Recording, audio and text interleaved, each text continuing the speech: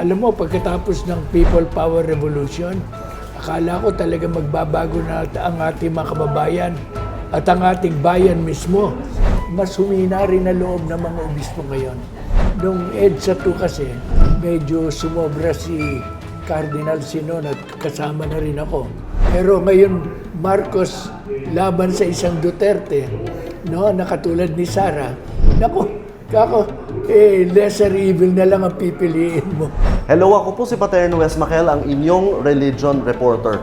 Nandito tayo ngayon sa Shrine Office ng EDSA Shrine at makakasama natin sa isang pambihirang pagkakataon ang isang obispo na nakita na yung maraming mga problema sa bayan sa loob ng napakaraming dekada, 4 o 5 dekada, si Bishop Teodoro Bacani. So ito, kausapin natin si Bishop Ted tungkol sa mga pangyayari ngayon sa Pilipinas. Bishop Ted, thank you for allowing me to interview you. Bishop, ano po yung palagay nyo doon sa mga nangyayari ngayon sa ating bayan? Kayo po, nakita nyo na yung maraming mga bagay, di ba? Mula pa Marcos, dictatorship. Kayo po ay aktibo na. Ngayon, ito na naman tayo. Anong nararamdaman nyo ngayon, Bishop? Alam mo, sa totoo lang, parang disappointed din ako sapagkat parang nauulit na naman yung dati. Nung, alam mo, pagkatapos ng People Power Revolution, akala ko talaga magbabago na ang ating mga kababayan at ang ating bayan mismo magbabago na. Pero I must confess that I am disappointed sapagkat umuulit na naman. Parang yung sobra na, tama na, palitan na, tapos may karugtong pa, kami naman. Parang gano'n na nangyari. Kanya, na ako nakikita ko, tinan mo, graft and corruption, issue noon. Ngayon, issue na naman. Noon, executive. Ngayon, ang graft and corruption, nasa Kongreso, nasa Senado, nasa executive pa rin. No? Tatlo na ngayon. Dati-dati, executive lang ang kinakalaban namin eh. No? Ngayon, makikita mo, parang nakaka-disappoint ang performance ng House of Representatives.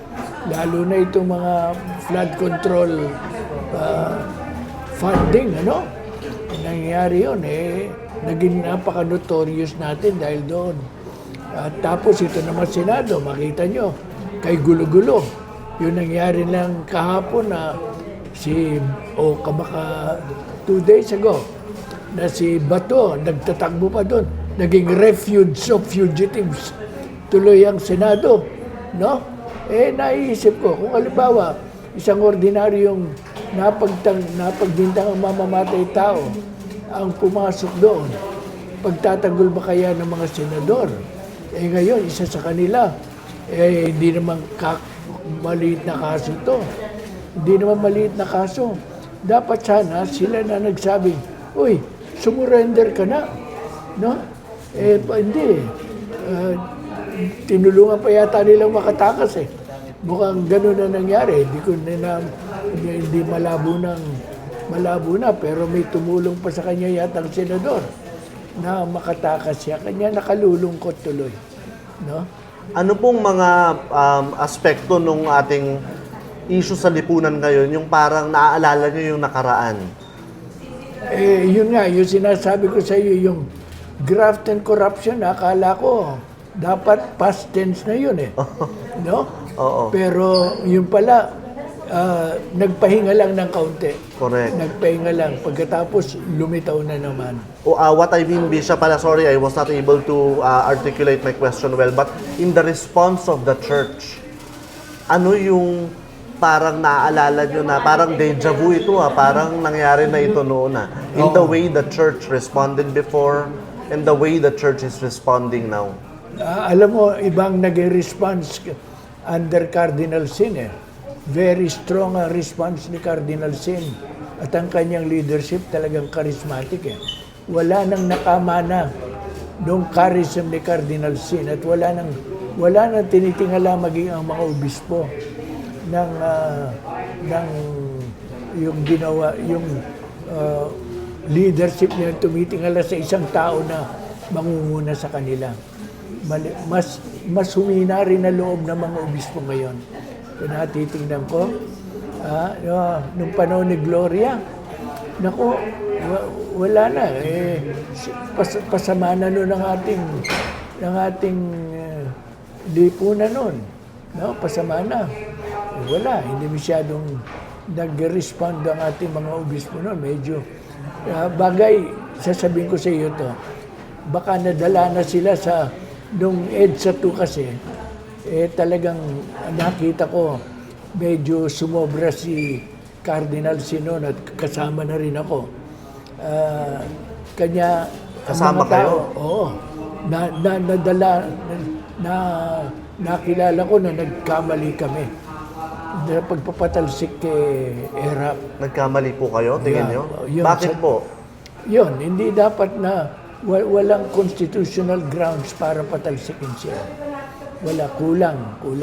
Kanya pati si Justice Palma, na president ng constitution namin noon, na napakagaling na Katoliko, sinabi, walang constitutional ground para patalsikin si ERAP. At tama, nakilala ko kanya. Humingi rin ako ng paumanhin naman sa kanya. Pero kayo po, sumuporta po kayo noon sa EDSA 2. Kay Cardinal Sin. Kay Cardinal Sin. Cardinal Sin, oo. Pero talagang medyo half-hearted ang aking pagsuporta. Kanya lang, auxiliary bishop ako noon eh. Talagang sabi ko, dapat kung yung aking pinuno, ganon. Pero medyo, sabihin ko sa iyo, hindi buo ang loob ko nung pagsunod doon. At totoo nga pagkatapos, natagto ko at kinilala ko, sinasabi ko naman sa mga tao na mali yun. Sabi niyo po, humina po yung loob ng mga obispo. That's one reason siguro, no, yung kay ERAP, yung sinabi niyo sa EDSA 2. Are there other reasons you can think of kung bakit sa palagay niyo humina yung loob ng Hindi, mga kasi obispo? katulad nun, mahirap ng pasundin ng mga tao sapagkat nakita nila yung mga mahihirap. Kasi alam mo, whether we like it or not, ang mga mahirap nun, no? Talagang kakampi ni ERAP eh. Kanya nung patalsikin si ERAP, nasaktan yung mga mahihirap, no? At hindi na mahirap ng kuhanin para sa mga kausa ng simbahan. So ano po what's the way forward for the church now? Ngayon na may bagong krisis at kailangan ng mga pastol ng mga tao. Kailangan na ang simbahan, bagamat nalalaman ng limits ng kanyang pagkilos, hindi matatakot magsalita kapag nakikita na ang mga na hindi na maganda ang takbo. Katulad nung kay Duterte, nagkulang kami ng pagsasalita noon eh. Nagsalita si Apu Ambo, Cardinal Ambo. Nagsalita si Sok. Nagsalita ako. Pero kakaunti, hindi masyadong marami ang nagsalita sa mga obispo laban sa killings noong panahon na yon. Sana mas malakas pa ang objection, no? At pati na yung sa yung pagmumura niya, hindi rin yung mga malalaswang pagsasalita.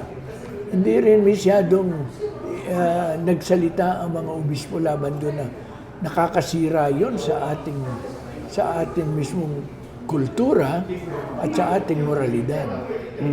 Sabi niyo po si Cardinal Sin may karisma, no? Paano po kung wala namang dumating talaga na may karisma? Hindi po napag-aaralan ng karisma eh. Hindi rin napipilit yun. Paano po? Paano tayo ngayon? Hindi, titingnan nga, kinakailangan, wala nga, hihilingin natin sa Panginoon na bigyan tayo ng leader na makapagpapakilos din sa mga tao. Talagang aaminin ko, humina ang leadership ng simbahan sa tingin ng mga tao. Hindi na siya kasing lakas ang hatak katulad ng dati. So, ngayon pong may bagong krisis. Ano naman po yung mga tingin nyo, mga signs of hope para sa simbahan? Well, ang isang sign of hope ko ito, na kahit na hindi na mga obispo namumuno, no? Yung mga tao na, mga lay people na ngayon, yun ngayon ang magandang lumitaw, na kahit na wala ng isang cardinal sin, no? Kahit na wala ng siyadong malakas ang dating na pinuno ng simbahan, ang mga lay people mismo kumikilos na ngayon. Yun ang malaking dahilan ng pag-asa. Katulad ngayon, nakita mo yung si King D. Kiko D. Na nandito dito. Kabataan yun, ha? Kabataan yun. Pero lumalantad na rin sila. Natutuwa ako. Nakikita ko yung mga kabataan ngayon. Naninindigan na rin. Siya rin ang nagtawag sa inyo na basbasan yung mga impeachment prosecution team, di ba? Oo. Kasi binati ko siya kanina, sabi ko, ba ikaw, nakapagpatayo ka ng mga pare. Siya nagtawag sa inyo, nabasbasan niyo po sila. Anong naramdaman niyo nung moment na yon na binabasbasan niyo yung mga prosecutors? Well, talagang yung panalangin na sinabi ko sa kanina, taos puso yun, nanggaling sa akin. Ngunit ayoko lang i-convict si Sarah sa pamagitan ng aking panalangin, no? Bahala na sila kung ano ang maipalitaw nila, no? Maipalitaw nila, hari nawa, patnubayan sila ng Panginoon na palitawin ang katotohanan. Huwag matatakot kanino man, no? At hindi sila mag-aalangan dahil lang sa malaking tao ito, popular na tao ito. Hindi. Palabasin nila talaga ang totoo. Bishop, down to my last few questions. Anong nararamdaman yun na ngayon ang Pangulo natin, Marcos na naman? Tapos ito, may mga ganitong issue. Noong 1986, hindi nyo to inasahan, di ba? Alin? Na Marcos uli ang Pangulo. Tapos Oo. may malaking issue na naman sa panahon ni Pangulong Marcos. Oo. Bilang isang obispo na matagal nang naninilbihan, anong nararamdaman nyo sa ganyan? Oo. Well, alam mo, sa totoo lang, ako sana, kung maaari lang, ayoko sana na mapasok ang isang Marcos, no? Pero ngayon, Marcos laban sa isang Duterte, no? Na katulad ni Sara. Naku, lesser evil na lang ang pipiliin mo. Talaga, wala kang mapili na good versus evil, no? Kundi ang nangyayari, a weak president, no? Na sana maging malakas pa, mas matatag pa, versus an undesirable vice president. Sa tingin ko, I will not mince any words, no? An undesirable vice president. Pipiliin ko na rin ang weak president sa ngayon.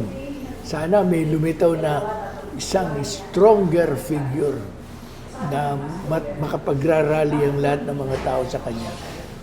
Meron po ba kayong naiisip na na mga tao na Meron sana, kanya lang ayaw nang pumasok uli. ano po ba ito? Si Mayor Lenny Robredo?